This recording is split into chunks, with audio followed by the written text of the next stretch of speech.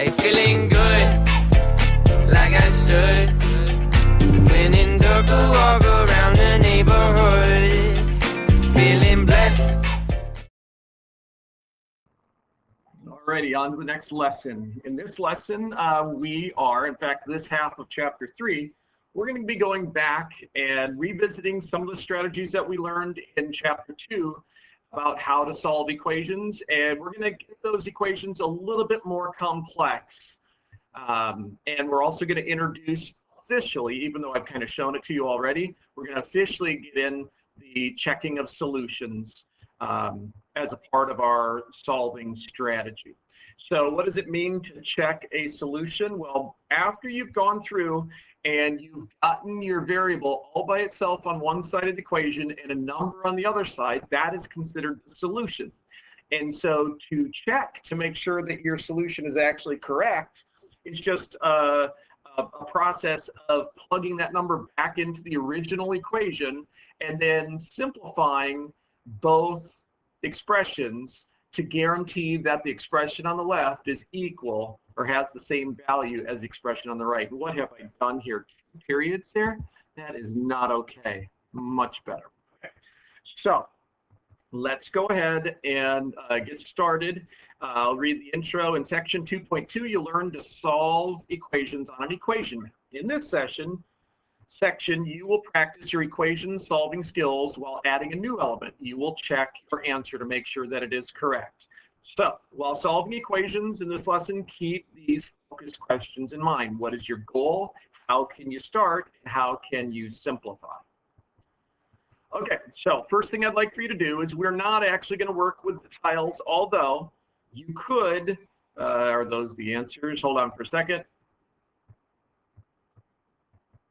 Okay, you can always use your online books student e-tool for this problem. I would like for you to copy this down and put it into your journal, but if you need help with the tiles, you can always manipulate the tiles. Remember how you can remove zeros, you can take, don't do that. You can remove this guy, and you could also remove that guy, and that would be a process of removing zeros. So you can manipulate tiles on here if you want to use that.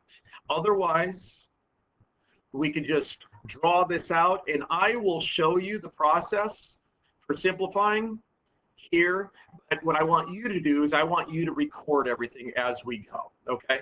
So it says start by setting up the equation map. Well, you don't have to do it, just draw it. Next, solve the equation one step at a time, and you want to record the steps as you go, and remember, justify each step along the way, and then write a new equation that represents the tiles on the equation map. So the new equation eventually we want to get to is the solution, okay? So as we go through this, I want you to keep in mind the basic steps for solving equations. Now, technically, these can be done in any order that you want.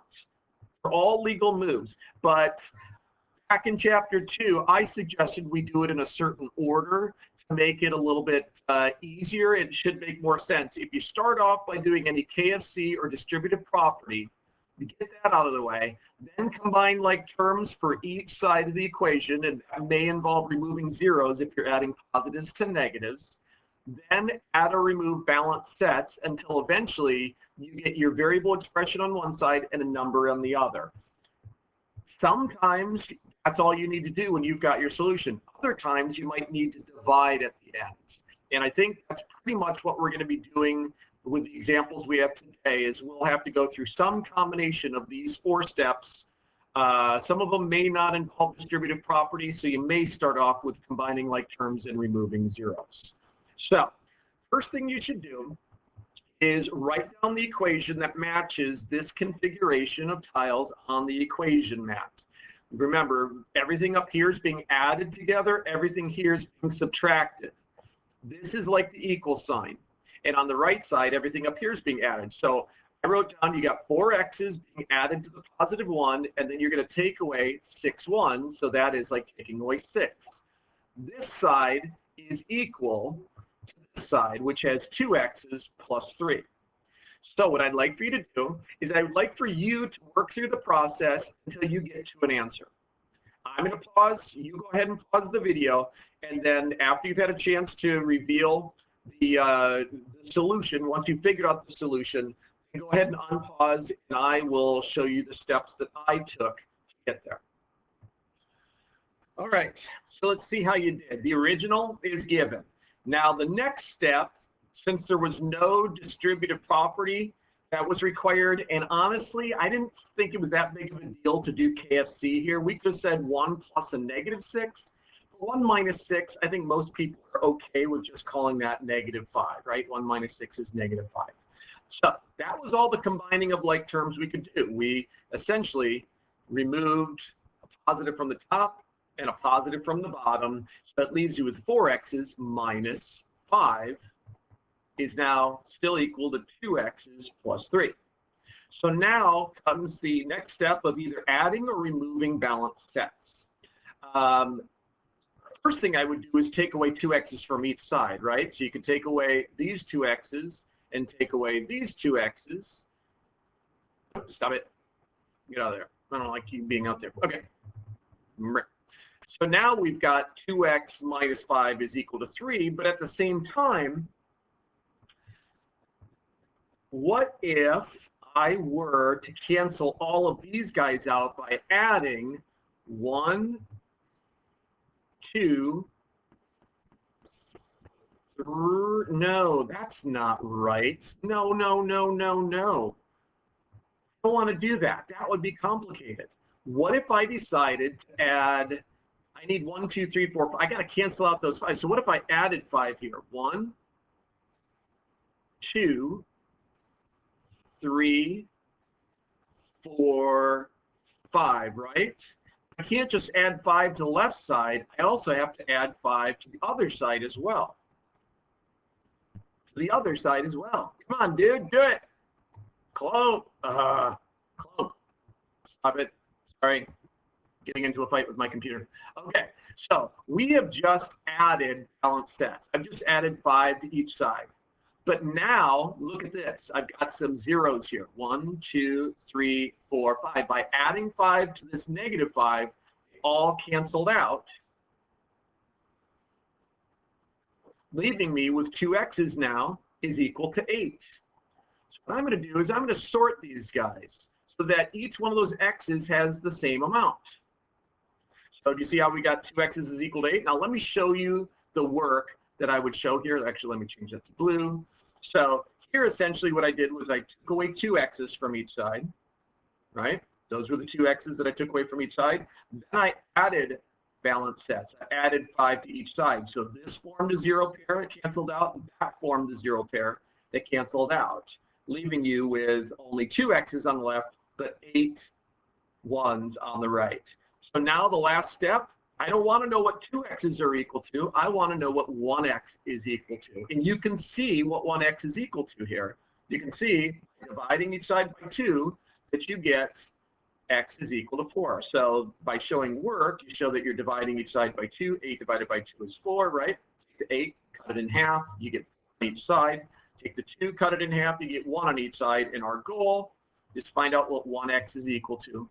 So if you said that x was equal to 4, you got the answer correct. Now, there's one question here that I want to address. It says, with your partner find, no. What? Oh no, there's a different question here. Oh well, I guess I'm wrong. I thought there was a different question here asking if everyone solved in your group or with your partner, if they used the same exact steps in the same exact order. And you may have or you may not have. And that's the thing. You can look and see how I did it. And maybe you chose to do it in a slightly different order. Eventually, you want to get to the same answer.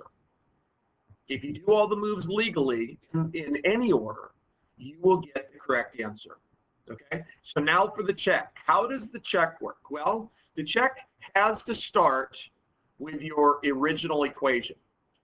You want to plug in your value for x, we think it's 4, in and replace it with the x's of the original equation. The reason why you want to go to the original is because if you made a mistake adding 1 and -6 together, and maybe you said -7 instead of -5, and then you started your check here, you wouldn't catch that mistake.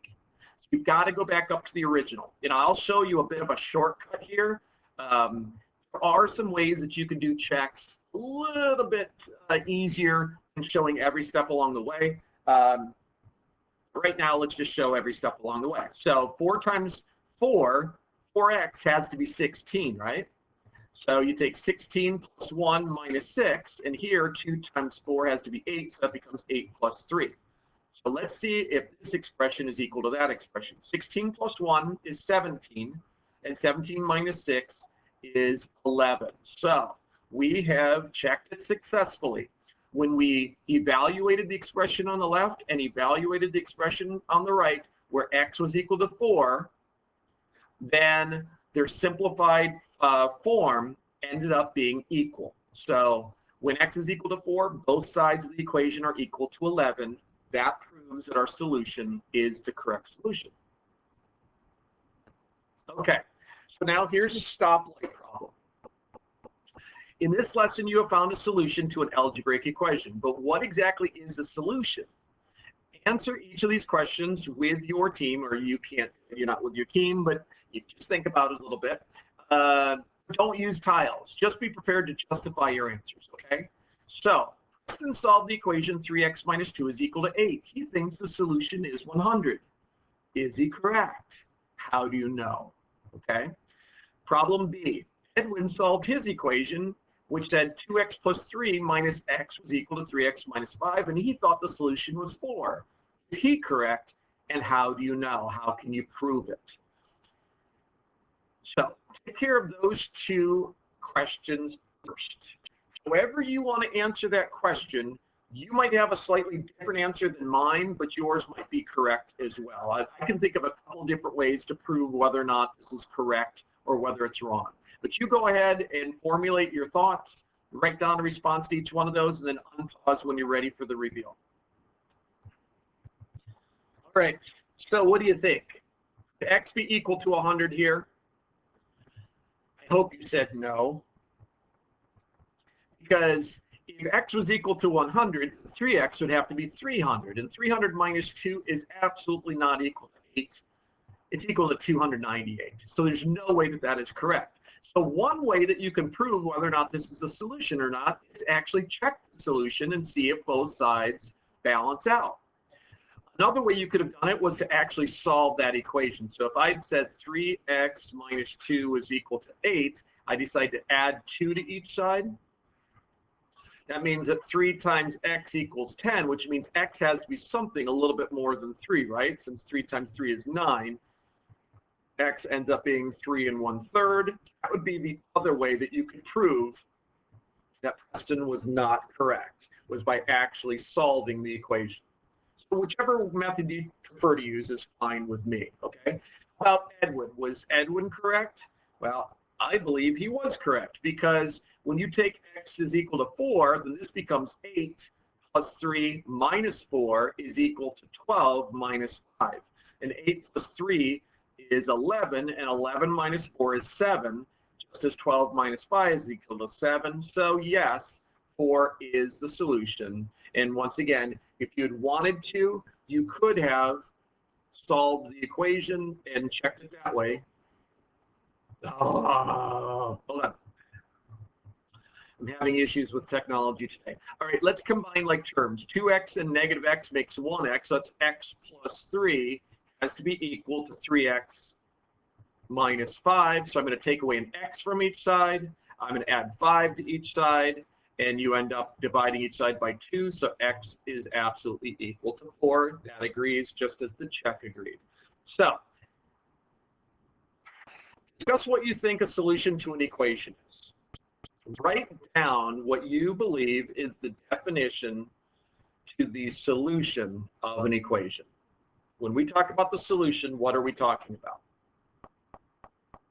Unpause when you're ready to see if what you wrote down for your definition is the same as what I have for my definition. And honestly, if you don't write it down, you're just thinking about it. I think we might have actually covered this in a previous lesson. So, you know, go ahead and unpause when you're ready.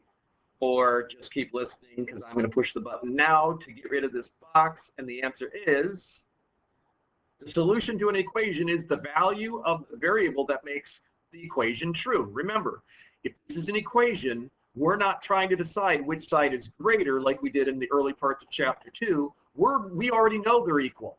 So we need to figure out what value of x makes them equal.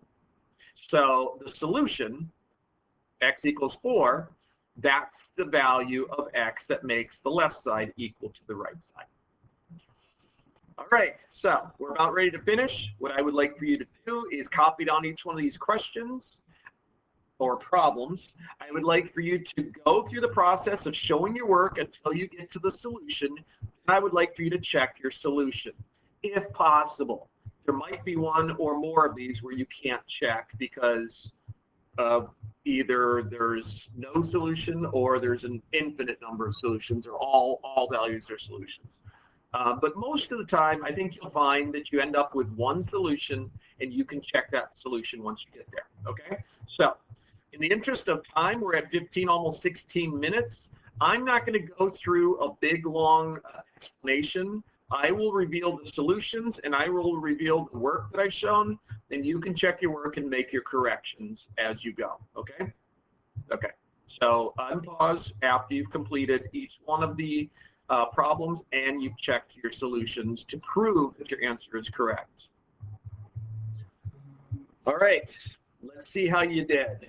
Our first solution for A is x is equal to 2. And how do we get there? Well, if you have 3x plus 4 is equal to x plus 8, take away an x from each side, take away 4 from each side, divide by 2, you get x is equal to 2. And when you check that, here's the shortcut for the check. You know that 3 times 2 is 6, right? So instead of having the first line of your check be 3 times 2 plus 4 is equal to 2 plus 8, just go ahead and do that part mentally. Is 6 plus 4 equal to 2 plus 8? Yes, it is. That means that your solution is correct. Now, state this. One of the reasons why you should always check is because if I give you an unlimited time to finish your assessments and tests, and you can check your solutions to see if your answers are correct, then you're essentially guaranteeing yourself getting 100% on all of our assessments that involve solving equations. So it's really in your best interest to make sure that you take advantage of this. It's almost like I'm letting you cheat. You know what I'm saying? I think that's pretty cool. All right, so for B, our solution for B is y is equal to -2. How do we get that? Well, we start off, what did I do there? I decided to add 2 y's to each side to cancel that out. So I got 3 y's on the right, then I subtract 10 from each side, then I divide by 3, and -6 divided by 3 is equal to -2. So to check that, this is 4 minus 2 times y. So 2 times y would be -4. So 4 minus a -4. You got to be careful there. I can't tell you how many times students blend these two minus signs together and write this as 4 minus 4. But it's 4 minus a -4 is 8. And on the right side, y is equal to -2 plus 10 is equal to 8. So that proves that that is correct. For C, our solution is -3. And how do we get that? Well, combine like terms, do distributive property here. I'll go ahead and draw in our little dive bombers to make this -x plus a -8. And now I would add an x to each side to make 4 x's. I would take away 8 or 4 from each side to make that -12. And then what do you multiply times 4 to give you -12? Well, let's take -12 divided by 4 and you get -3.